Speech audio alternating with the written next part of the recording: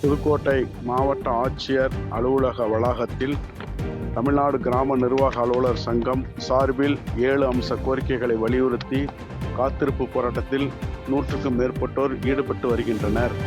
தமிழகம் முழுவதும் கிராம நிர்வாக அலுவலர்கள் சங்கம் சார்பில் அந்தந்த மாவட்ட ஆட்சியர் அலுவலக வளாகத்தில் காத்திருப்பு போராட்டம் நடைபெற்று கொண்டிருக்கும் நிலையில் அதன் ஒரு பகுதியாக புதுக்கோட்டை மாவட்ட ஆட்சியர் அலுவலக நுழைவாயிலில் பழைய பென்ஷன் திட்டத்தை அமல்படுத்த வேண்டும், 20 ஆண்டு பணி முடித்த கிராம நிர்வாக அலுவலர்களுக்கு சிறப்பு நிலை கிராம நிர்வாக அலுவலர் எனவும் பெயர் மாற்றம் செய்து அரசாணை வெளியிடுதல் வேண்டும், அரசு ஊழியர்களுக்கு மீண்டும் பழைய பென்ஷன் திட்டத்தை அமல்படுத்த வேண்டும், தேர்வு நிலை கிராம நிர்வாக அலுவலர்களுக்கு முதுநிலை வருவாய் ஆய்வாளர் நிலையில் ஊதியமும், சிறப்பு நிலை கிராம நிர்வாக அலுவலர்களுக்கு துணை வட்டாட்சியர் நிலையில் ஊதியமும் வழங்க வேண்டும், கிராம நிர்வாக அலுவலர்கள் TNPSC நேரடி நியமன முறையில் கல்வி தகுதியை பட்டப்படிப்பு என மாற்றி அமைக்க வேண்டும் உள்ளிட்ட 7 அம்ச கோரிக்கைகளை வலியுறுத்தி மாநில செயலாளர் மற்றும் மாவட்ட செயலாளர்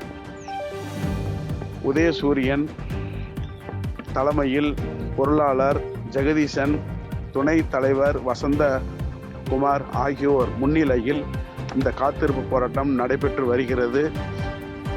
மாலை 3 மணி முதல் ஆரம்பித்து மாலை 6 மணி வரை 3 மணி நேரம் இந்த காத்திருப்பு போராட்டம் நடைபெறும் என்பது குறிப்பிடத்தக்கது.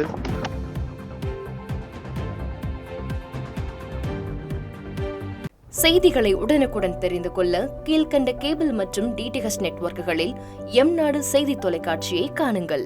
பாதகம் செய்பவரை கண்டால் நாம் பயம் கொள்ளலாகாது பாப்பா, மோதி மிதித்து விடு பாப்பா, அவர் முகத்தில் உமிழ்ந்து விடு பாப்பா. அண்மை செய்திகளை உடனுக்குடன் தெரிந்து கொள்ள இணைந்திருங்கள் எம்நாடு தொலைக்காட்சியுடன்.